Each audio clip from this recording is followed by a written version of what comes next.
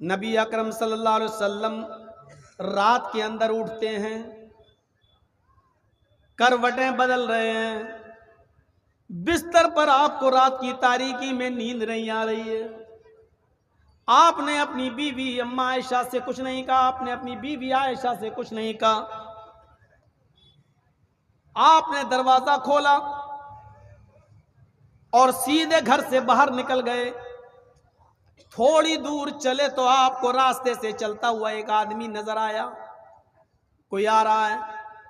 آپ اس کے قریب پہنچے، یہ سوچ کر اس کی طرف آگے بڑھ گئے اگر جان پہچان والا ہوا تو اس سے کچھ مانگ لیں گے، کیونکہ بھوک کی وجہ سے نیند نہیں آئی، کروٹیں بدلتا رہا اور گھر میں کھانے کو آج میرے کچھ نہیں رہا۔ چلو یہ آدمی آ رہا ہے، اس سے کچھ کہتے ہیں۔ رات کے اندھیرے میں اس آدمی کو پہچان نہیں پائے۔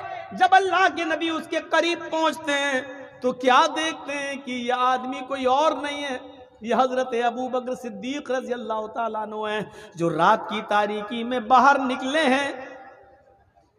حضرت ابو بکر صدیق نے نبی کو دیکھا اور اللہ کے نبی نے ابو بکر صدیق کو دیکھا، علیک سلیک ہوا، دعا سلام ہوا۔ اللہ کے نبی صلی اللہ علیہ وسلم نے پوچھا، اے ابو بکر اتنی رات میں تم کیسے نکلے؟ تو حضرت ابو بکر صدیق کہتے ہیں کہ اللہ کے نبی، بخاری شریف کا یہ واقعہ، اے اللہ کے نبی، اے اللہ کے رسول، آپ سے کیا چھپاؤں؟ آج اگر جھوٹ بولیں گے تو کل اللہ تعالیٰ وحی نازل کر کے آپ کو بتا دے گا سچائی کیا ہے۔ حقیقت یہ ہے کہ گھر میں مجھے نیند نہیں آ رہی تھی اور بھوک کی وجہ سے میں گھر سے باہر نکل گیا کہ راستے میں کوئی مل جائے گا تو میں اس سے یا میرا چہرہ دیکھ کر وہ میری بھوک کا اندازہ لگا لے گا۔ اللہ کے نبی سے کہہ رہے ہیں، کون؟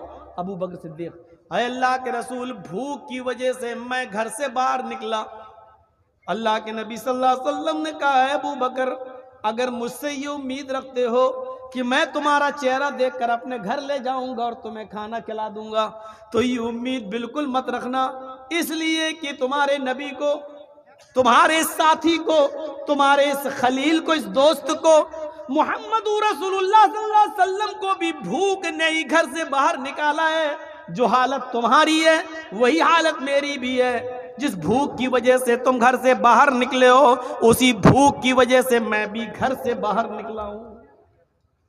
اچھا، ابو بکر صدیق کی امیدوں پہ پانی پھر گیا۔ سب سے زیادہ سخی اور کھلانے پلانے والے تو اللہ کے نبی تھے۔ چلیے کوئی بات نہیں، چلیے تھوڑا آگے بڑھتے ہیں۔ ایک اور آدمی آتا ہوا نظر آیا، دونوں کی نظریں اس آدمی پر جم گئیں، دونوں اشاروں میں باتیں کرنے لگے۔ اگر جان پہچان کا ہوا تو اسی سے کہیں گے کہ اپنے گھر لے چل۔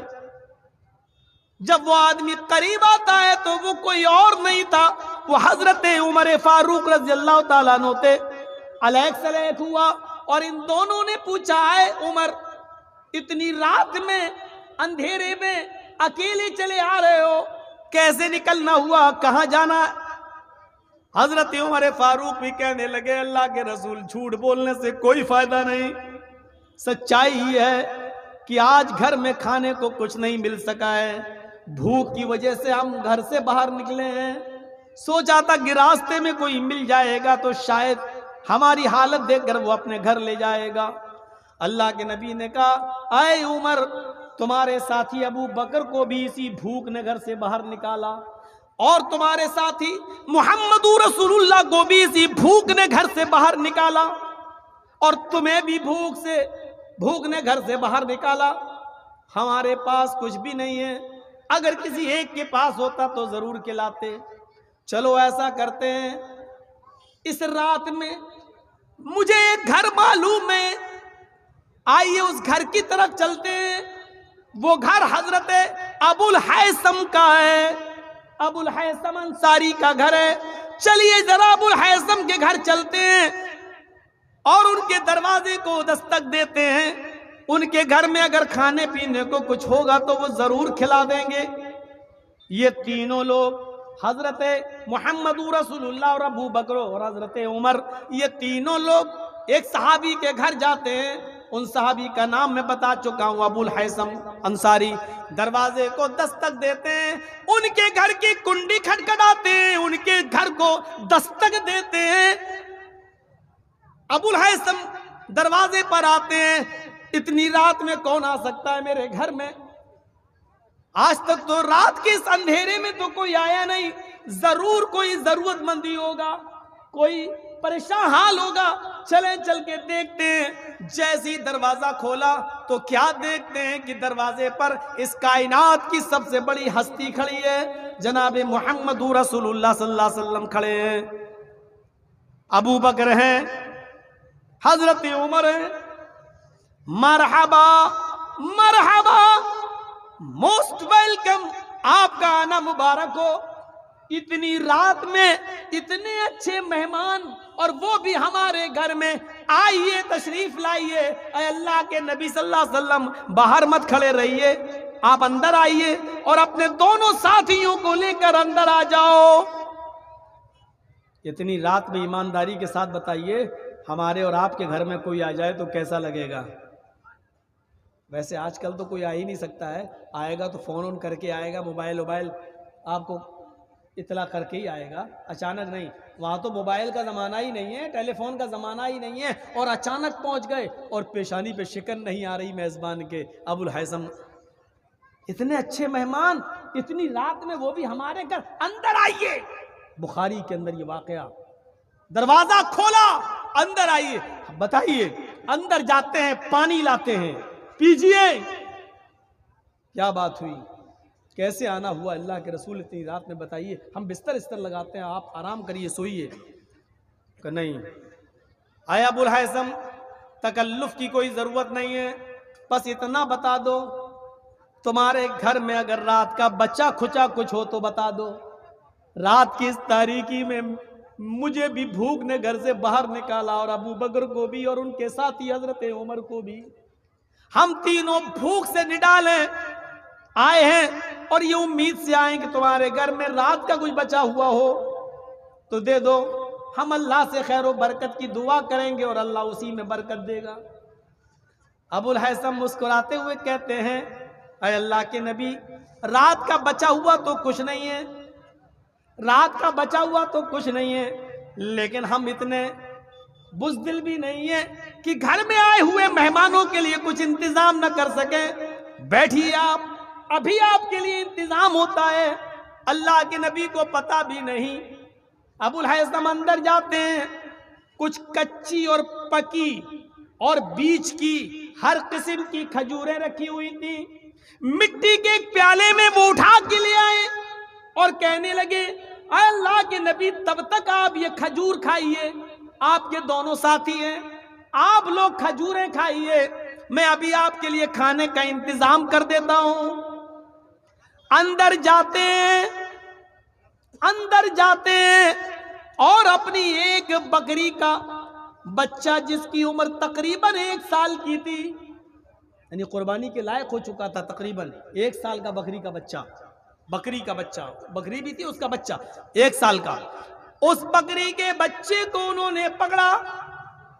ایک ہی آدمی عرب کے اندر آج بھی کافی ہوتا ہے پورے بکرے کو ذبح کرنے کے لیے۔ ابو الحیثم نے پورا کا پورا بکرا گرا لیا اور جلدی سے اس کو ذبح کر دیا، چھری چلا دی، فوراً اس کی کھال ادھیڑ دی، اور گوشت اس کی بوٹیاں بنا کر جلدی سے چولہے پر رکھ دی۔ ابو الحیثم اور ان کی بیوی دونوں ایک کام یہ کر رہے ہیں، دوسری کام ان کی بیوی کر رہی ہے، اور فوراً جلدی سے جتنی جلدی ہو سکا کھانا بنا کر تیار کر دیا۔ اندر سے آواز آتی ہے، اے ابو الحیثم، اے میرے شوہر، دسترخوان لگا دیجئے، ہمارے نبی محمد رسول اللہ کو اور ان کے دونوں ساتھیوں کو دسترخوان پر بٹھائیے، میں سالن نکالتی ہوں اور گرم گرم روٹیاں بنا کر دیتی جاتی ہوں، آپ پردے کی اوٹ سے ان روٹیوں کو لیتے جائیے اور آپ نبی اکرم کو اور ان کے دونوں ساتھیوں کو کھلاتے جائیے۔ سامنے کھانا آتا ہے،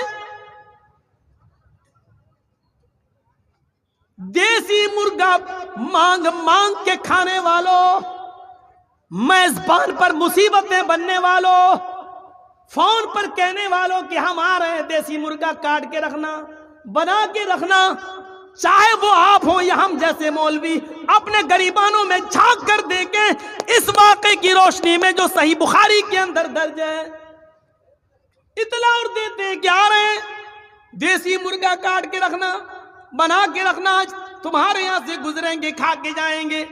مانگ مانگ کے بھی مہمانی ہوتی ہے، کہیں تمہارے باپ کا وہ نوکر ہے جو تمہارا حکم مانے گا، اس کی نہ مجبوری دیکھو، نہ کچھ دیکھو، نہ پریشانی دیکھو، یہاں بکرا موجود، کاٹ دیا، ذبح کر دیا، کھانا بن کے سامنے آ گیا۔ جیسے ہی گوشت اور روٹیاں سامنے آئیں، بھنا ہوا گوشت سامنے آیا، امام کائنات کی آنکھوں میں آنسو آ گئے، محمد رسول اللہ صلی اللہ علیہ وسلم کی آنکھوں میں آنسو آ گئے، رونے لگے۔ ابو الہیثم جب روٹیاں رکھنے آئے، نبی اکرم کے آنکھوں میں آنسو دیکھے، کہا اللہ کے نبی، آپ نے اور آپ کے ساتھی تو بھوکے تھے، ہم نے تو کھانے کا انتظام کیا ہے، جو میرے پاس میسر تھا ہم نے فوراً انتظام کر دیا ہے۔ اللہ کے نبی صلی اللہ علیہ وسلم کی زبان سے جو جملے نکلے وہ بخاری میں دیکھ لیجئے، آئے ابو الہیثم، اللہ کی قسم، واللہ واللہ، اے ابو الہیثم، واللہ لَتُسْأَلُنَّ عَنْ هَذَا النَّعِيمِ يَوْمَ الْقِيَامَةِ، جو نعمتیں تم نے پکا کر ہمارے سامنے رکھ دی ہیں، اللہ کی قسم قیامت کے دن ان نعمتوں کے بارے میں تم سے پوچھا جائے گا۔ اللہ کی قسم کل قیامت کے دن ان نعمتوں کے بارے میں تم سے سوال کیا جائے گا۔ جو کام چند کھجوروں میں ہو گیا تھا، پھر تم نے مزید اپنا بکرا ذبح کیوں کر دیا؟ اور جو کام آدھا اور 1 کلو گوشت میں ہو سکتا تھا، اس کے لیے تم نے پورا کا پورا بکرا ذبح کیوں کر دیا؟ لَتُسْأَلُنَّ عَنْ هَذَا النَّعِيمِ يَوْمَ الْقِيَامَةِ، اے ابو الہیثم، کل قیامت کے دن تم سے ان نعمتوں کے بارے میں پوچھا جائے گا، سوال کیا جائے گا۔ صرف 100 باراتیوں کی جگہ 500 لے جانا صرف یہی فضول خرچی نہیں ہے، شادیوں میں پٹاخے اور بندوق کی گولیاں چلا لینا ہی فضول خرچی نہیں ہے، طرح طرح کے آئٹم بنا کر آدھا کھلایا جائے اور آدھا پھینک دیا جائے، یہی فضول خرچی نہیں ہے، بیڑی اور سگریٹ کھا کر اور تھوک دیا جائے پان کھا کر، صرف یہی فضول خرچی نہیں ہے، فضول خرچی میں یہ چیز بھی شامل ہے۔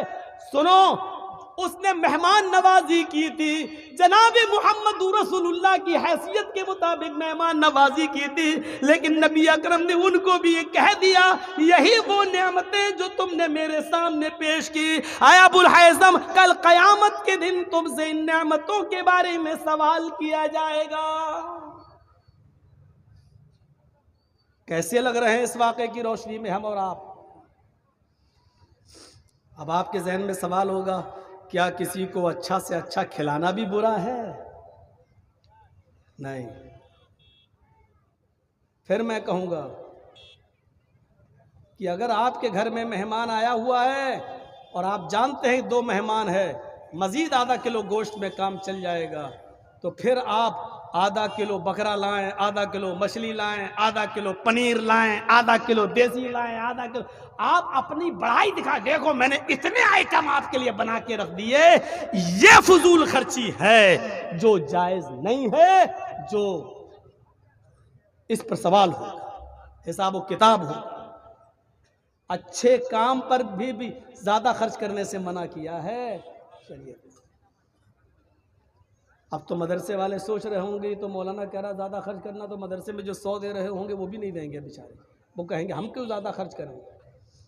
میں نے سب کا سب منع کیا ہے۔ آپ کے پاس صرف پوری دولت ہی 100 روپے ہے، تو آپ ساری کی ساری 100 روپے نہیں دے سکتے ہیں۔ ابھی وہ بھی واقعات آئیں گے آپ کے سامنے، بتائیں گے، جب بتا رہے ہیں تو مکمل ہی بتا کر چھوڑیں گے، آپ کو بیچ میں پیاسا نہیں چھوڑیں گے۔ اب 100 روپے آپ کے پاس 100 ہی مدرسے کو دے دیے، آپ کی پوری پونجی 100، اب کیا کرو گے؟ شام کو کھانا کہاں سے آئے گا بیوی بچوں کے لیے؟ اللہ دے گا۔ پھر تو وہی حساب ہو گیا صوفیوں کی طرح، اللہ دے گا. بیٹھ گئے ایک جگہ پہ اللہ اللہ، شام کو کھانا کھا اللہ دے گا، اللہ اللہ. ایسے لوگوں کو تو میں نے کہا تھا حرام خور ہیں یہ لوگ. یہ جہاں ملے آپ کو ان کو الٹی چھری سے کاٹو، 1000 جوتے مارو اور ایک گنو. یہ قوم کے اوپر بوجھ بنے بیٹھے، بوجھ. ایسی لوگوں کے لیے تو ہم نے کہا تھا ہفتے میں ایک دن جمعے کا دن ہے جو سب سے مبارک دن، عید و بقرعید سے بھی زیادہ جس دن کی اہمیت، لیکن اللہ تعالیٰ نے اس پورے دن کو بھی عبادت کا دن نہیں بتایا ہے. کیا کہا؟ فَإِذَا قُضِيَتِ الصَّلَاةُ فَانتَشِرُوا فِي الْأَرْضِ. جب جمعے کی نماز پڑھ لی اور جمعے کی نماز مکمل ہو گئی تو اب مسجد میں کیوں بیٹھے ہو؟ ہٹو یہاں سے، نکلو یہاں سے، جاؤ. کہاں؟ فَانتَشِرُوا فِي الْأَرْضِ، زمین کے اندر پھیل جاؤ. کیوں؟ وَابْتَغُوا مِن فَضْلِ اللَّهِ، اللہ نے جو رزق اتارا ہے، جو روزی اتاری ہے، اس کو تلاش کرو. اپنے بیوی بچوں کے لیے محنت کرو، مزدوری کرو اور ان کو کھلاؤ پلاؤ. یعنی لوگوں کے حرام ٹکڑوں پہ مت پلو، ان کے اوپر بوجھ مت بنو، بلکہ اپنی بیوی اور بچوں کے لیے کماؤ. اللہ کا حق ادا ہو گیا، اب مسجد میں مت بیٹھو، اب بندوں کا حق ادا کرنے کے لیے باہر نکلو اور محنت کرو، مزدوری کرو. اب یہ بیٹھا ہوا ہے اللہ سجدے پہ سجدے ٹھونکتا جا رہا ہے، اللہ اللہ سبحان اللہ سبحان اللہ، تسبیح رٹ رہا ہے، مالائیں جپ رہا ہے. ادھر دوسرے لوگ پیدا ہو گئے، رام رام رام رام رام رام رام رام، ادھر ہرے رام کر رہے ہیں، ادھر اللہ اللہ اللہ اللہ کر رہے ہیں. بہت سے ملیں گے آپ کو، ٹرینوں میں بھی مل جائیں گے، ہرے رنگ کی چادر لے کر بھیک مانگتے ہوئے صوفی لوگ، اور کہیں گے کیا فلاں کے نام پہ دے دو، فلاں پہ چادر چڑھا، یہ کریں وہ، ان کو دے. اور شکلیں قسم خدا کی ایسی ہوتی ہے، ان کی شکلیں ان بھیک مانگنے والوں کی، صوفی، اگر ان کا چہرہ اگر دیکھ لو تو قسم خدا کی کھانا کھانے کو دل نہیں کرے گا. منہ میں تمباکو بھری، اجمیر والے بابا، ایسے ان کے منہ سے جملے تک نہیں نکل پاتے صحیح سے. چہرے پہ ایسی، آپ دیکھ کے دنگ رہ جائیں گے ان کے چہرے دیکھ. ابو الہیثم انصاری کے اس واقعے کو سامنے رکھیے. اس کے بعد اللہ کے نبی صلی اللہ علیہ وسلم نے ایک روٹی اٹھائی اور اس روٹی کے اوپر 2 بوٹیاں رکھی. ایک روٹی اٹھائی. اب سنو، دیسی مرغا یا مٹن سامنے آ جائے تو بھوک دگنی، اپنے گھر پہ جتنا کھاتے ہو اس سے ڈبل کھانے والوں سنو. اس پوزیشن میں اللہ کے نبی نے صرف ایک روٹی اٹھائی. روٹی کا سائز اللہ کی قسم ہمیں نہیں معلوم کتنا ہے. بخاری کی حدیث میں صرف خبز کا لفظ آیا ہے، خبز النکرہ. ایک روٹی اٹھائی. روٹیاں چھوٹی بھی بنتی ہیں اور بڑی بھی بنتی ہیں. آپ لوگوں کے علاقے میں چھوٹی روٹی بنتی ہے، ہمارے ویسٹ یو پی کی طرف آ جاؤ، مغربی یو پی میں تو بڑے سائز کی روٹیاں بنائی جاتی ہیں. ہمیں سائز نہیں معلوم کہ وہ کتنی بڑی روٹی تھی، ہمیں نہیں معلوم، نہ حدیث کی کتابوں میں اس روٹی کا سائز ہے. چھوٹی بھی ہو سکتی ہے، بڑی بھی ہو سکتی ہے، لیکن نقدے کا لفظ یہ بتلا رہا ہے کہ ایک روٹی اللہ کے نبی نے اٹھائی اور اس روٹی کے اوپر گوشت کی 2 بوٹیاں رکھی اور کہا، اے ابو الہیثم، اس ایک روٹی کو جس پہ میں نے 2 بوٹیاں رکھی ہیں یہ لے جاؤ اور میری بیٹی فاطمہ کو دے آؤ. آج 15 دن ہو گئے ہیں، 2 ہفتہ ہو گیا ہے، میرے گھر میں چولہا نہیں جلا ہے، میری بیٹی فاطمہ کو کھانا نصیب نہیں ہوا ہے. ابو الہیثم، اللہ کے نبی جب یہ بات کہہ رہے تھے تو ان کی بیوی دروازے پہ کھڑی تھی، اشارے سے بلاتی ہیں، اے ابو الہیثم اندر آؤ. انہوں نے ایک برتن تیار کر دیا اور اس برتن کے اندر گوشت بھر دیا اور کئی روٹیاں اس برتن میں رکھ دی، دوسرے برتن میں ایک ٹفن تیار کر دیا اور کہا، ایک روٹی اور 2 بیٹی میں فاطمہ کا کیا ہوگا؟ لے کے جانا ہی ہے تو کچھ زیادہ لے جاؤ تاکہ وہ پیٹ بھر کے کھا لے اور اس کے گھر میں جو ہو 1-2 لوگ تو وہ بھی پیٹ بھر کے کھا لیں. ابو الہیثم جب وہ برتن لے کے نکلے تو اللہ کے نبی نے دروازے سے ان کو طلب کر لیا، ادھر آؤ، میں نے تو 1 روٹی اور 2 بوٹی دی تھی، پورے برتن کو کھول کے دکھاؤ اس میں کیا ہے۔ کھول کے دیکھا تو اس میں سالن بھرا تھا، روٹیاں 1 نہیں کئی روٹیاں تھیں۔ تو اللہ کے نبی نے فرمایا، اے ابو الحیثم، تمہاری دوسری غلطی یہ ہے کہ تم میری بیٹی کی عادت خراب کرنے کے لیے، میری بیٹی کی عادت کو بگاڑنے کے لیے اتنا کھانا لے جا رہے ہو۔ اگر وہ آج پیٹ بھر کے کھانا کھا لے گی تو پھر وہ اللہ کو یاد نہیں کر سکے گی، اللہ کا ذکر نہیں کر سکے گی۔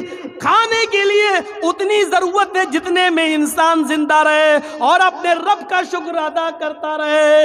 نہیں، اے ابو الحیثم، یہ غلطی مت کرو، جتنا میں نے دیا اتنا ہی لے کر جاؤ۔ پھر آپ نے وہ سارا کا سارا کھانا واپس لے لیا۔ اے ابو الحیثم، اس علاقے کے بہت سے غریب لوگ آج بھی بھوکے سو رہے ہوں گے، میری بیٹی سے زیادہ ضرورت مند وہ لوگ ہیں، یہ روٹیاں ان میں پہنچا دو اور یہ سالن ان میں پہنچا دو۔ جب تم نے پورا بکرا ہی ذبح کر دیا تو اپنے گھر کے ساتھ ساتھ غریبوں کا بھی خیال رکھو اور ان کو بھی پہنچاؤ، اور میری بیٹی کو اتنا ہی دو جتنی اس کی ضرورت۔ اب کیسے لگ رہے ہیں؟ مجھے تو معلوم ہے تقریر میری بس جب تک ہو رہی ہے تب تک کے لیے آپ سوچنے پہ مجبور ہیں، لیکن کل آپ جہاں جائیں گے، آج ہی جن کے مہمانی میں آئے ہوں گے تو کل صبح اس کے ہاں بھر پیٹ ناشتہ ہی کر کے جائیں گے، بھوکے پیٹ نہیں جائیں گے، معلوم ہے۔ وہ بھی بھوکا پیٹ نہیں جانے دے گا بیچارہ، کیونکہ کل اس کے علاقے میں بھی جلسہ ہونا ہے، ادھر آپ بھی تو جاؤ گے، ادھر وہ بھی تو، پھر ادھر آپ بھی جاؤ گے۔ ہوتا ہے، کھانے پینے سے میں منع نہیں کر رہا ہوں، کھلانے اور پلانے سے بھی منع نہیں کر رہا ہوں۔ مہمان نوازی تو بڑی اچھی چیز ہے، خوش نصیب ہے وہ انسان جس کے گھر میں مہمان آتے ہیں، اس کے گھر میں برکتوں کے دروازے کھل جاتے ہیں، کوئی شک نہیں ہے، لیکن ہر چیز پہ فضول خرچی یہ غلط چیز ہے، چاہے وہ جائز کام ہو یا ناجائز کام۔ آئیے ایک اور واقعے کی طرف چلتے ہیں۔ حضرت کعب ابن مالک یہ ان صحابیوں میں سے تھے جو غزوہ تبوک میں شرکت نہیں کر سکے تھے، اور جنہوں نے اللہ کے نبی کو صحیح بات بتا دی تھی کہ ہم سستی کر گئے اور اپنی غلطی کی وجہ سے جنگ میں شرکت نہیں کر سکے، جس کے بعد اللہ کے نبی نے ان کا بائیکاٹ کر دیا تھا، لوگوں کو منع کر دیا تھا۔ سنیے، جو بات ہم بتانے جا رہے ہیں وہ اب سنیے۔ اللہ کے نبی نے لوگوں کو کہہ دیا تھا کہ کوئی بھی آدمی کعب ابن مالک سے سلام نہ کرے۔ کعب ابن مالک کا فیصلہ اللہ رب العالمین کرے گا، اللہ کی طرف سے جب ان کی توبہ قبول ہو جائے گی اور اللہ تعالیٰ جب بتا دے گا کہ ان کی توبہ قبول کر لی گئی ہے، تب ان سے کے لیے راستہ کھولا جائے گا، ابھی کوئی ان سے سلام کلام نہیں کرے گا۔ اب لوگ ان سے سلام نہیں کرتے تھے، یہی جب مسجد میں نماز پڑھنے آتے تو سلام کرتے۔ صحابہ کرام نے اللہ کے نبی سے پوچھا، اے اللہ کے نبی، ہم تو سلام نہیں کرتے کعب ابن مالک سے، لیکن کعب ابن مالک جب ہمیں ملتے تو وہ سلام کر لیتے، تو کیا میں ان کے سلام کا جواب بھی نہ دوں؟ تو اللہ کے نبی نے فرمایا، تم ان سے سلام نہ کرو، لیکن اگر وہ سلام کر لیں تو اس کا جواب دے دو۔ 8-10 دن گزر گئے، کچھ دنوں کے بعد اللہ کے نبی نے ایک اور حکم عائد کر دیا، اے کعب ابن مالک، تمہارے لیے دوسرا حکم نافذ کیا جا رہا ہے، آج کے بعد تم مسجد میں نماز نہیں پڑھ سکتے ہو۔ مصیبتیں دیکھیے، مصیبت صرف ایک نافرمانی، ایک جنگ میں جانا تھا، سارے صحابہ چلے گئے، یہ سوچنے لگے میرا گھوڑا تو بہت اچھا ہے، تندرست ہے، ارے ہم تو صبح پہنچ جائیں گے، یہ لوگ جا رہے جانے دو، ہم تو دیر میں نکلیں گے، صبح پہنچ جائیں گے، ان کے ساتھ پہنچ جائیں گے۔ لیکن پھر رات میں لیٹ گئے تو نیند آ گئی، غلبہ آ گیا آنکھوں میں، نیند چڑھ گئی، صبح کے ٹائم پہ آنکھ کھلی، جب آنکھ کھلی تو پھر اور چلیے ابھی تو اور ہے، 1-2 دن لگیں گے جنگ شروع ہونے میں، ابھی ہم یہ کام نپٹا لیں، ابھی ہم وہ کام نپٹا لیں، سستی اور چڑھی، کام کرنے میں لگ گئے، یہاں تک کہ وہ جنگ شروع ہو گئی۔ جنگ شروع ہو گئی تو یہ جا نہیں سکے، اور جب جا نہیں سکے تو جنگ ختم ہو گئی اور سارے صحابہ لوٹ کے آ گئے۔ تو اللہ کے نبی نے کلاس لی، تم کیوں نہیں گئے؟ تو انہوں نے پوری صحیح بات بتا دی، تو اللہ کے رسول نے ان کا بائیکاٹ کر دیا، اب نماز میں بھی نہیں آ سکتے ہو مسجد کے اندر۔ کہا اللہ کے نبی پھر میں کیا کروں؟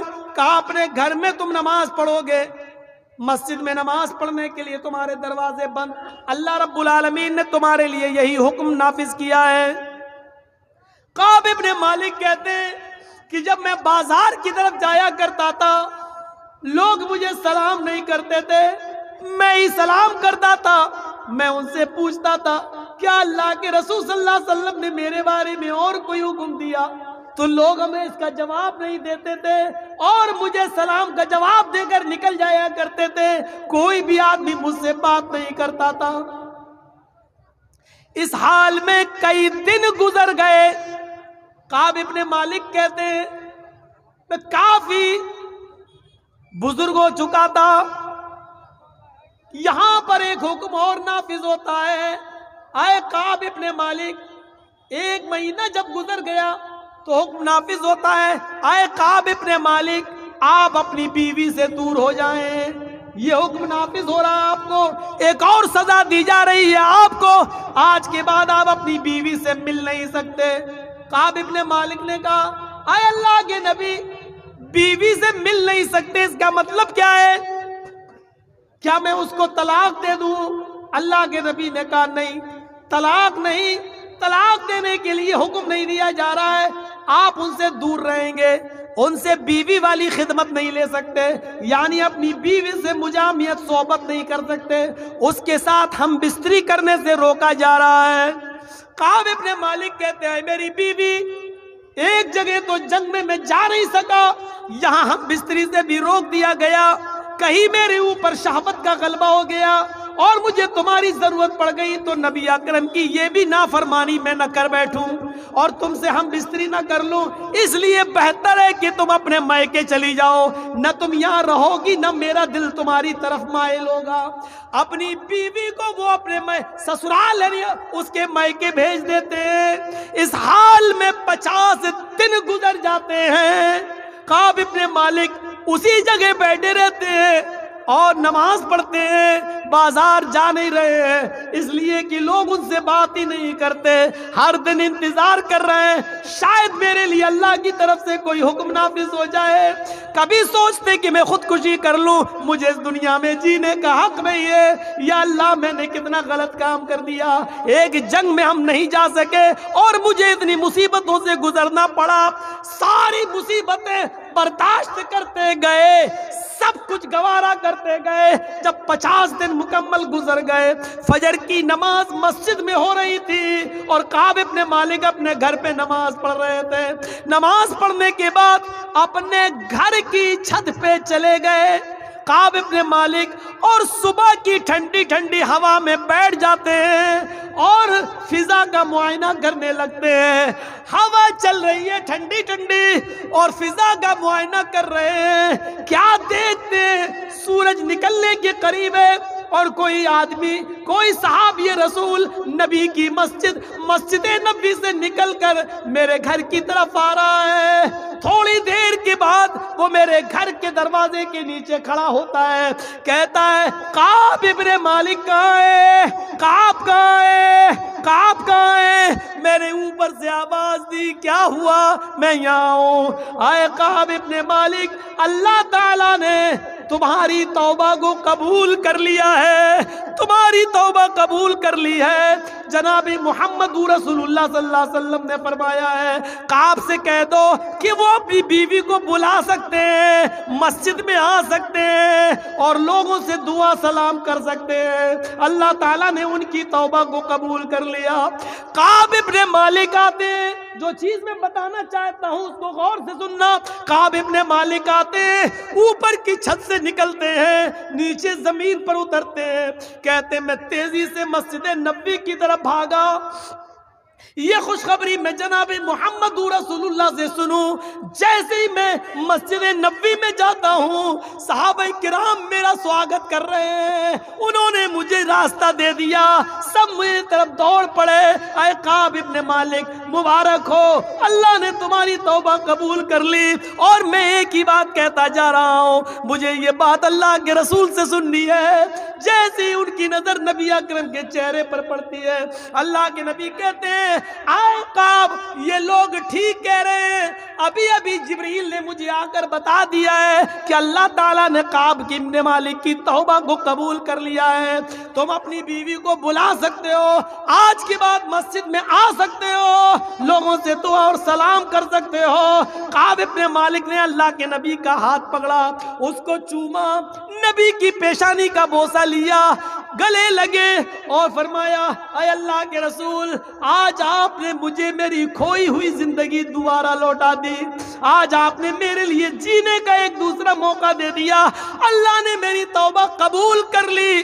اب اس خوشی کا تقاضا یہ ہے کہ میرے پاس جتنے مکان ہیں، میرے پاس جتنے گھر ہیں، میرے پاس جتنی زمین ہے، میرے پاس جتنے باغات ہیں، اے اللہ کے رسول آپ گواہ رہنا، وہ ساری کی ساری زمین، ساری پراپرٹی، سارے باغات، سارے مکان میں صدقہ کر رہا ہوں، میں اللہ کے راستے میں دے رہا ہوں۔ اس خوشی کا تقاضا یہ ہے کہ میں سب کچھ اللہ کی راہ میں لٹا دوں۔ آپ نے کعب ابن مالک کا ہاتھ پکڑا، آئے کعب تم ایسا نہیں کر سکتے ہو، تم اپنی پوری کی پوری پراپرٹی اللہ کی راہ میں نہیں دے سکتے ہو، اپنے سارے باغات تم اللہ کی راہ میں نہیں لٹا سکتے ہو، اپنا سارا مال، ساری دولت تم اللہ کی راہ میں نہیں دے سکتے ہو، تمہارے لیے جائز نہیں ہے۔ نہیں، جتنا دینا چاہو اتنا دے دو، ایک حصہ دے دو، دو حصہ دے دو، لیکن تم سارا کا سارا دے رہے ہو، خود سڑک پہ آنا چاہ رہے ہو، یہ تمہارے لیے صحیح نہیں ہے۔ آپ نے کعب ابن مالک کو سارا کا سارا مال خرچ کرنے سے روک دیا اور کیا کہا کہ تم اللہ کی راہ میں بھی نہیں دے سکتے ہو، فضول خرچی اللہ کی راہ میں بھی جائز نہیں ہے۔ وَكُلُوا وَاشْرَبُوا، اور اللہ نے تمہیں جو رزق دیا ہے، جو روزی دی ہے، کوئی ممانعت نہیں ہے، تم اس میں سے جتنا کھا سکتے ہو کھاؤ، واشربوا، اور خوب پیو، جو مشروب حلال ہیں تمہارے لیے، جو پینے کی چیزیں حلال ہیں تمہارے لیے وہ خوب پیو، جو چیزیں تمہارے لیے کھانے کی حلال کی گئی ہیں تم اس میں سے خوب کھاؤ۔ بس ایک بات یاد رکھنا، وَلَا تُسْرِفُوا، کھانے اور پینے کی چیزوں میں بھی حد سے تجاوز نہ کرنا، اسراف نہ کرنا، بے جا خرچ نہ کرنا، فضول خرچی نہ کرنا۔ حلال چیزیں کھانے کی اجازت ہے، حلال چیزیں پینے کی اجازت ہے۔ پہلے کہہ رہا اللہ کھاؤ اور پھر یہ کہہ رہا پیو، یعنی کھانے اور پینے کی چیزوں میں نہیں روک رہا ہے، لیکن ادھر بھی ایک احتیاط برت، کیا کہا گیا؟ وَلَا تُسْرِفُوا، کھانے اور پینے کی چیز میں بھی فضول خرچی مت کرنا، بے جا اسراف مت کرنا، زیادہ حد سے تجاوز مت کرنا۔ اور آگے ایک اصول بتا دیا، اِنَّهُ لَا يُحِبُّ الْمُسْرِفِينَ، بے شک یقیناً اللہ تعالیٰ حد سے زیادہ تجاوز کرنے والوں کو، بے جا خرچ کرنے والوں کو پسند نہیں کرتا ہے۔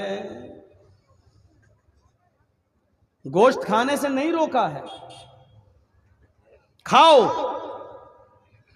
لیکن اگر آدھا کلو میں کام چل رہا ہے تو 1 کلو کھا رہے ہو یا 1 کلو لا رہے ہو اور آدھا بیکار ہو رہا ہے، یہ فضول خرچی میں شامل ہے۔ آپ کو معلوم ہے کہ 1 گلاس دودھ ہم پی سکیں گے، 2 گلاس پی لیں گے تو میرا لیور، میرا ہاضمہ خراب ہو جائے گا، ہمیں موشن ہو جائیں گے، لیکن پھر بھی چونکہ دوسرے کا ہے، دوسرے کے یہاں کھانے کو مل رہا، پینے کو مل رہا، تو 1 گلاس پی لیا اور ہاتھ لائیے، وہ بھی پی گئے، جبکہ آپ کو معلوم ہے کہ ہم 1 گلاس ہی پی سکتے ہیں، دوسرا گلاس ہمیں نقصان کر سکتا ہے، آپ پی رہے ہیں، یہ فضول خرچی میں شامل ہے۔ اور اس کی دلیلیں ابھی میں دوں گا، ابھی بہت اچھا لگ رہا مولانا صاحب، اس میں بھی فضول خرچی ہے۔ ہاں، صحابہ کرام ایسے آپ کو ملیں گے پورا کا پورا مال خرچ کرنا چاہتے تھے، لیکن اللہ کے رسول نے روک دیا، نہیں تم ایسا نہیں کر سکتے۔ دین کے کام میں وہ مال خرچ کر رہے ہیں، لیکن اللہ کے رسول ان کو دین کے کام میں بھی سارا کا سارا مال خرچ کرنے کی اجازت نہیں دے رہے ہیں۔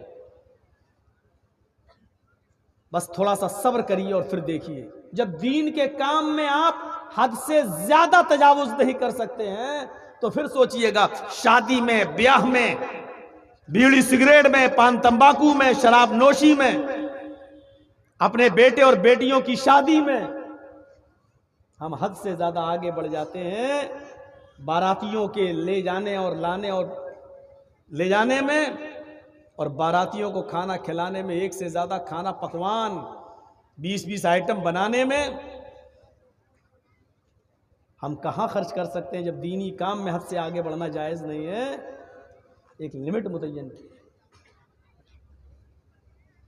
اس چیز کو یاد رکھیے گا۔ یا بنی آدم، پہلی چیز خذوا زینتکم عند کل مسجد وکلوا واشربوا، اے آدم کے بیٹو، اے آدم کی سنتان، جب تم مسجد میں جایا کرو تو زینت اختیار کر لیا کرو، مکمل لباس پہن لیا کرو۔ یہ آیت اس وقت نازل ہوتی ہے جب عرب کے اندر محمد رسول اللہ صلی اللہ علیہ وسلم کے آنے سے پہلے دین ابراہیمی کے پیروکار، دین ابراہیمی کے ماننے والے جب متعدد بدعتوں میں ملوث ہو چکے تھے، اور نبی اکرم صلی اللہ علیہ وسلم کے نبی بننے سے پہلے دین ابراہیمی کے ماننے والے عرب کے لوگ جب خانہ کعبہ کا طواف کرتے تھے تو ان کے مرد تو کپڑے پہن کر طواف کرتے تھے، لیکن عرب کی عورتیں خانہ کعبہ کا بالکل ننگی ہو کر، برہنہ ہو کر طواف کرتی تھیں۔ ان کے جسم کے اوپر کپڑے کا ایک بھی تار نہیں ہوا کرتا تھا۔ کما والدت امہا، جیسا کہ ان کی ماں نے آج ہی ان کو اپنے پیٹ سے پیدا کیا، جیسے وہ بچہ جو ماں کے پیٹ سے پیدا ہونے کے بعد برہنہ اور ننگا ہوتا ہے، ایسے ہی عورتیں خانہ کعبہ کا بالکل ننگی ہو کر، برہنہ ہو کر طواف کرتی تھیں۔ عورتوں کو کپڑے پہن کر طواف کرنے کی اجازت نہیں تھی عرب کے اندر۔ جب محمد رسول اللہ نبی بنا کر بھیجے گئے تو خانہ کعبہ میں ان ننگی عورتوں کے ننگے طواف کرنے پر قرآن کریم یہ آیت نازل کرتا ہے اللہ تعالیٰ قرآن کریم کے اندر، اور اس بری رسم کو روکتا ہے، اور پوری انسانیت کے لیے اور آدم کے ہر بیٹے کے لیے، نہ صرف مسلمانوں کے لیے بلکہ آدم کے ہر ایک بیٹے کے لیے، ساری انسانیت کے لیے قانون بنا دیتا ہے۔ یا بنی آدم خذوا زینتکم عند کل مسجد، اے آدم کے بیٹو، اے آدم کی اولاد، جب بھی تم کسی اللہ کے گھر میں جاؤ، مسجد میں جاؤ، تو نہ کوئی مرد ننگا طواف کرے گا، نہ کوئی عورت ننگی جائے گی، سب کو حکم ہے اے آدم کی اولاد، اولاد میں مرد بھی ہیں اور عورتیں بھی شامل ہیں، جب بھی تم مسجدوں میں جایا کرو، جب بھی تم اللہ کے گھر میں جایا کرو تو زینت اختیار کر لیا کرو، مکمل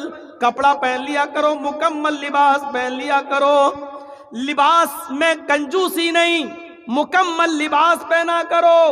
اور سنو، ہم نے تمہیں جو رزق دیا ہے اس رزق میں سے تم خوب کھاؤ، کھانے سے تمہیں کوئی نہیں روک رہا ہے۔ اللہ نے تمہیں جو نعمتیں دی ہیں اس کو ظاہر بھی کرو، کھاؤ بھی، جو حلال چیزیں ہم نے اتاری ہیں اس میں سے پیو بھی، کھاؤ بھی اور پیو بھی، لیکن کھانے اور پینے کے اندر احتیاط رکھنا۔ وَلَا تُسْرِفُوا، حد سے آگے مت بڑھنا، حد سے تجاوز مت کرنا۔ اِنَّهُ لَا يُحِبُّ الْمُسْرِفِينَ، اللہ تعالیٰ بے جا خرچ کرنے والوں کو پسند نہیں کرتا۔ قرآن کی ایک آیت یہ ہے جو میں نے آپ کے سامنے پڑھ دی ہے. آئیے ذرا دوسری آیت کی طرف آئیے. پہلے میں 2-3 آیتیں پڑھ دے رہا ہوں تاکہ آپ کا ذہن بن جائے کہ فضول خرچی صرف وہی نہیں ہے جو ہم سوچے ہیں.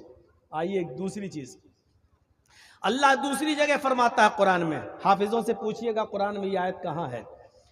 وَآتِ ذَا الْقَرْبَ حَقَّهُ وَالْمِسْكِينَ وَابْنَ السَّبِيلِ وَلَا تُبَذِّرُوا تَبْذِيرًا إِنَّ الْمُبَذِّرِينَ كَانُوا إِخْوَانَ الشَّيَاطِينِ. قرآن کی اس دوسری آیت پر ذرا نظر ڈالیے. اللہ نے یہاں پر بھی 2-3 چیزیں بتائیں. وَآتِ ذَا الْقَرْبَ، ہم نے تمہیں جو دولت دی ہے، ہم نے تمہیں جو مال دیا ہے، تم اس مال کو اپنے قرابت داروں پر خرچ کرو، ان کا حق ادا کرو. وَآتِ ذَا الْقَرْبَ حَقَّهُ، اپنے قرابت دار کا حق ادا کرو. قرابت داروں میں، آپ کے رشتہ داروں میں جو غریب ہیں ان کا خیال رکھو. والمسکین، ہم نے تمہیں جو مال دیا اس میں مسکین کا بھی خیال رکھو. جو چیز بتانا چاہتا ہوں وہ اب آ رہی ہے. وابن السبیل، اور جو مسافر ہیں، پریشان حال ہیں، ان کو لمبا چوڑا سفر کرنا ہے، وہ غلطی سے یا پیسے نہ ہونے کی وجہ سے پھنس گئے ہیں اور تمہارے درمیان آ گئے ہیں، تم ان مسافروں کا بھی خیال رکھو. کتنے لوگوں کا خیال رکھنے کے لیے کہا اللہ تعالیٰ نے؟ وَآتِ ذَا الْقَرْبَ حَقَّهُ، اپنے قرابت دار رشتہ داروں کا خیال رکھو جو غریب ہیں، ان کا ادا کرو. والمسکین، مسکین کس کو کہتے ہیں؟ جس کے پاس واقعی کچھ نہ ہو لیکن شرم کی وجہ سے وہ زبان نہیں کھول پا رہا ہے، آپ کے سامنے ہاتھ نہیں پھیلا پا رہا ہے. آپ جانتے ہیں کہ ضرورت مند ہے لیکن اس کی غیرت اس کو مجبور کر رہی ہے اور وہ بیچارہ آپ کے سامنے ہاتھ نہیں پھیلا پا رہا ہے. یہ مسکین کہلاتا ہے. ان مسکینوں کا بھی خیال رکھو جن کے بارے میں تم جانتے ہو کہ واقعی ضرورت مند ہے لیکن وہ اپنی زبان سے تم سے مانگ نہیں رہا ہے، کہہ نہیں رہا ہے، اس کی غیرت، اس کی خودداری مجبور کر رہی ہے. نہ مانگنے پر ان کو بھی ڈھونڈو اور تلاش کرو. اپنے قرابت داروں کا، رشتہ داروں کا خیال رکھو، ان کا حق ادا کرو، مسکینوں کا حق ادا کرو. وابن السبیل، اور اپنے مسافروں کو بھی ڈھونڈو، ان کا بھی حق ادا کرو. لیکن جب ان کو خرچ کرو، جب ان کو تم اللہ کی راہ میں دو، جب فی سبیل اللہ ان کے درمیان تم کچھ چیزیں خرچ کرو تو اس بات کا خیال رکھنا وَلَا تُبَذِّرُوا تَبْذِيرًا، ان کو دیتے وقت بھی تم فضول خرچی مت کرنا. وَلَا تُبَذِّرُوا تَبْذِيرًا، بہت زیادہ مال ان میں مت لٹا دینا. ایسا نہ کرنا مسکین کو تو تم امیر کر دو اپنی دولت سے، لیکن پھر تمہیں بھیک مانگنے کی نوبت آ جائے. اپنا ایک گھر ہے وہ کسی غریب کو دے دو اور خود سڑکوں پر بھیک مانگتے پھرو. وَلَا تُبَذِّرُوا تَبْذِيرًا، جب تم ان لوگوں کا حق ادا کرو تو یاد رکھنا اس میں بھی فضول خرچی نہیں ہونی چاہیے. اور ایک اصول یاد رکھنا، ان المبذرین کانوا اخوان الشیاطین، فضول خرچی چاہے غلط کاموں میں ہو یا صحیح کاموں میں ہو، فضول خرچی ہے اور فضول خرچی کرنے والے شیطان کے بھائی ہیں. غلط کاموں میں فضول خرچی تو سمجھ میں آ رہی ہے لیکن اچھے کاموں میں بھی فضول خرچی اس کو منع کر رہا اللہ تعالیٰ، یہ سمجھ میں نہیں آ رہا. ابھی واقعات جب رکھیں گے آپ کے سامنے تو سب پورا نقشہ سامنے آ جائے گا. وَلَا تُبَذِّرُوا تَبْذِيرًا، فضول خرچی مت کرنا. جب تم اللہ کی راہ میں خرچ کرو تو اس میں بھی فضول خرچی نہیں ہونی چاہیے. ان المبذرین کانوا اخوان الشیاطین، فضول خرچی کرنے والے شیطان کے بھائی ہیں. وَكَانَ الشَّيْطَانُ، اور شیطان لِرَبِّهِ کفورا، اپنے رب کا بڑا ہی ناشکرا ہے. جو شیطان اپنے رب کا ناشکرا ہو وہ تمہارا شکر گزار کیسے ہو سکتا ہے؟ جو اپنے رب کی نافرمانی کرتا ہو وہ تمہارا محسن کیسے ہو سکتا ہے؟ وہ تمہارا کھلا ہوا دشمن ہے۔ اس لیے یہ اصول بھی یاد رکھنا، قرابت داروں کا حق ادا کرنا، مسکین کا حق ادا کرنا، مسافر کا حق ادا کرنا، لیکن ان کا حق ادا کرتے ہوئے بھی فضول خرچی نہیں کرنا۔ فضول خرچی کرنے والے شیطان کے بھائی ہیں۔ اب ایک آیت اور پڑھنے جا رہا ہوں، اس کو بھی آپ ذہن میں رکھیں۔ یہ آیت آپ کو آپ کے گھر پر خرچ کرنے کے لیے کہہ رہی ہے، آپ کی بیوی پر، آپ کے بچوں پر، لیکن اس میں بھی کیا کہا جا رہا ہے؟ والذین اذا انفقوا لم یسرفوا ولم یقتروا وکان بین ذلک قواما۔ یہ سورہ فرقان کی آیت ہے، اس کو آپ اپنے ذہن میں رکھیے۔ وعباد الرحمن الذین یمشون علی الارض حونا واذا خاطبهم الجاہلون قالوا سلاما والذین یبیتون لربهم سجدا وقیاما والذین یقولون ربنا اصرف عنا عذاب جہنم ان عذابها کان غراما۔ یہ پورے اللہ نے اپنے نیک بندوں کے اوصاف بیان کیے ہیں، اور یہ اوصاف بیان کرنے کے بعد پھر فرمایا والذین اذا انفقوا لم یسرفوا ولم یقتروا وکان بین ذلک قواما۔ آئے میرے بندو، جب تم اپنے بیوی پر، اپنے بچوں پر، اپنے گھر والوں پر خرچ کرو، ہم نے تمہیں جو مال دیا ہے وہ اپنے بیوی بچوں پر خرچ کرو، لیکن جب خرچ کرنے پہ آؤ، جب اپنے بیوی بچوں پر مال خرچ کرنے کا نمبر آئے، لم یسرفو، بے جا خرچ نہیں کرنا، ناجائز خرچ مت کرنا، ضرورت سے زیادہ خرچ مت کرنا، اسراف مت کرنا، ولم یقترو، اور بخیلی بھی مت کرنا، ہاتھ روکنا بھی نہیں۔ اب بچہ بیمار ہے، ڈاکٹر اچھی دوا دیتا ہے، یہ 100 روپے کی دوا، نہیں جائیں، اس سے نہیں لیں، ہومیوپیتھک والے سے لے لیں، 10 روپے میں کام چل جائے گا۔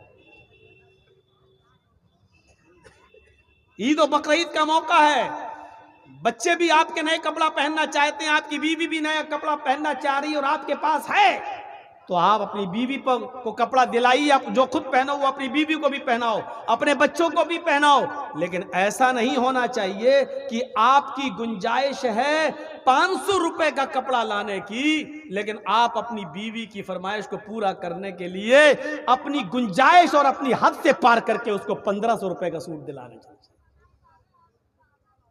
آپ کی حیثیت ہے 500 روپے والا کپڑا پہننے کی، لیکن چونکہ عید کا دن ہے، ہمیں اپنے یار دوستوں میں اپنی شان و شوکت کو برقرار رکھنا ہے، اس لیے ہم اپنی حیثیت سے آگے بڑھ کے ہم 2000 کا سوٹ لا رہے ہیں اور ہم پہن رہے ہیں، تو یہ نہیں کرنا۔ لم یسرفو، حد سے زیادہ بھی مت بڑھنا، ولم یقترو، اور بالکل تنگی بھی مت کر دینا۔ حیثیت 500 روپے کی ہے تو لاؤ 50 روپے والا کپڑا پہن لو۔ حیثیت ہے آپ کو 140 60 70 80 روپے کلو گوشت کھانے کی، نہیں صاحب، برڈ فلو میں مرغا چل رہا ہے، 50 روپے ہم یہی لے لیتے ہیں۔ اس سے بھی روکا، نہ حد سے آگے بڑھنا، ولم یقترو، نہ بالکل تنگی کرنا، نہ بالکل ہاتھ کو روک لینا، نہ مٹھی بند کر لینا، نہ بالکل کھول دینا، نہ بالکل بند کرنا۔ وَكَانَ بَيْنَ ذَلِكَ قَوَامًا، دونوں کے بیچ میں رہنا، بیچ میں رہنا۔ یہ قرآن کی 3 آیتیں میں نے آپ کے سامنے رکھی ہیں، آئیے ان تینوں آیتوں کو اپنے ذہن میں رکھیے گا۔ اب میں ایک واقعہ سنانے جا رہا ہوں، اس واقعے کو سننے کے بعد آپ دنگ رہ جائیں گے کہ مولانا کیا نتیجہ نکال رہے ہیں۔ یہ واقعہ ہم مولویوں پر بھی فٹ بیٹھتا ہے، یعنی ہم لوگ بھی مجرم ہیں اس واقعے کی روشنی میں۔ بخاری شریف کا واقعہ،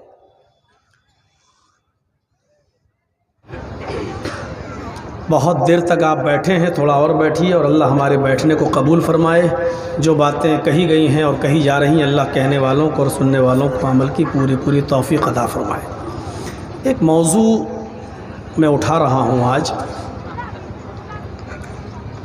اس معاشرے کی اصلاح پر اس کی بہت ضرورت ہے۔ ہر چیز میں ہم فضول خرچی دیکھ رہے ہیں۔ فضول خرچی صرف یہی نہیں ہوتی ہے کہ شادیوں میں ہم 200-300 آدمیوں کی بارات لے جائیں، طرح طرح کے پکوان پکائیں،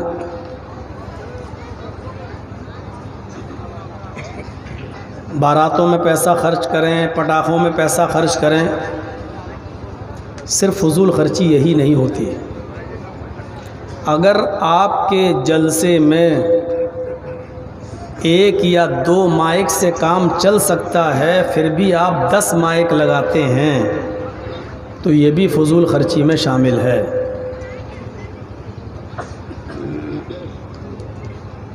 آپ نے اگر 10 مولانا کو اسٹیج پہ بلایا ہے اور دعوت دی ہے، اور اس کے لیے 2, 3 یا 10 میٹر کا اگر ایک اسٹیج سے کام چل سکتا ہے، پھر بھی ہم 50 میٹر کا اسٹیج اگر بنا کر تیار کر رہے ہیں، تو یہ بھی فضول خرچی ہے۔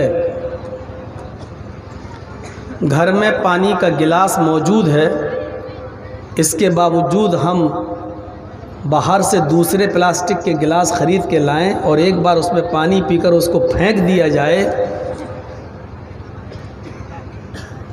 تو یہ بھی فضول خرچی ہے۔ آپ کے گھر میں اگر آدھا کلو گوشت میں آپ کا اور آپ کا پورا گھر کھا سکتا ہے، اور پھر بھی آپ 4 اور 5 کلو گوشت کا اہتمام کریں اور جتنا کھا سکتے کھائیں اور بقیہ پھینک دیں، تو یہ بھی فضول خرچی ہے۔ فضول خرچی کا دائرہ صرف شادیوں تک محدود نہیں ہے، بیڑی سگریٹ اور پان تمباکو تک محدود نہیں ہے۔ فضول خرچی کا دائرہ بڑا وسیع ہے۔ ابھی میں آپ کو بتاؤں گا، جب آپ سنیں گے تو تعجب کریں گے۔ آپ کے پاس 100 ہی روپے ہیں اور کوئی غریب آپ سے اگر امداد مانگنے لگا اور آپ اس کی مجبوری دیکھ رہے ہیں کہ واقعی پریشان ہیں، اور آپ نے اپنی جیب سے 100 روپے نکال کے اس کو دے دیے پورا کا پورا، اور آپ کے پاس کچھ نہیں بچا، تو یہ بھی صحیح نہیں ہے، یہ بھی فضول خرچی میں شامل ہے۔ دینی کام میں دے رہے ہیں آپ، کسی غریب کو دے رہے ہیں آپ، ایک مجبور آدمی کی مجبوری میں کام آ رہے ہیں آپ، لیکن آپ خود ننگے ہو رہے ہیں، آپ خود دوسروں سے بھیک مانگنے کے کگار پہ آ گئے ہیں، لیکن آپ کے پاس جو وہ دوسرے کو دے رہے ہیں۔ شریعت اس سے بھی آپ کو روک رہی ہے۔ ابھی ہم بخاری اور مسلم کی کتابوں کے اور حدیثوں کی کتابوں کے بھی حوالے دیتے ہیں، تھوڑا سا صبر کیجیے، ہم دیکھیں یہاں پر۔ آئیے پہلے قرآن کی 2-3 آیتیں ہم سن لیتے ہیں جو فضول خرچی کے سلسلے میں، اور اس کا ترجمہ، اور اس کے بعد پھر واقعات کی طرف ہم آتے ہیں۔ تاریخی تقریریں، اتہاسی تقریریں آپ سن چکے ہیں، اب کچھ باتیں قرآن و حدیث پر مبنی بھی سن لیجیے۔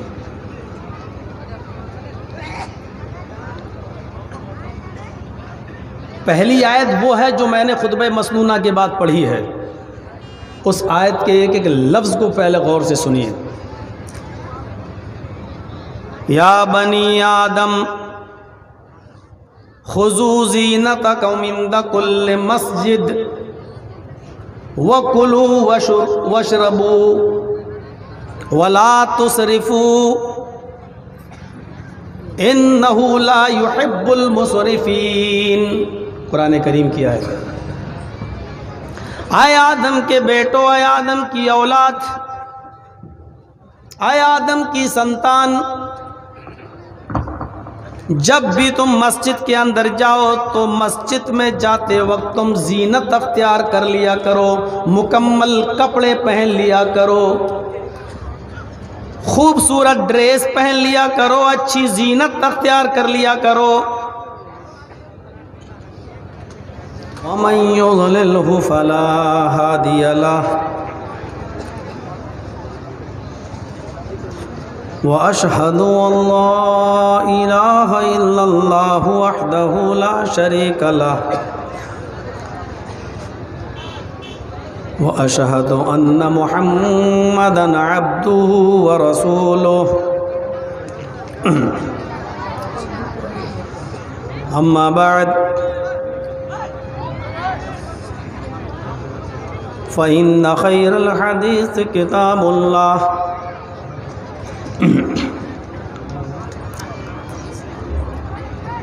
وخير الهدي هدي محمد صلى الله عليه وسلم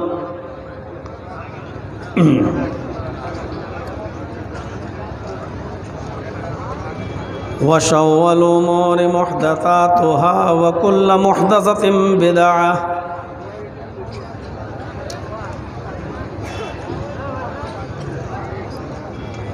وكل بدعة ضلالة وكل ضلالة في النار.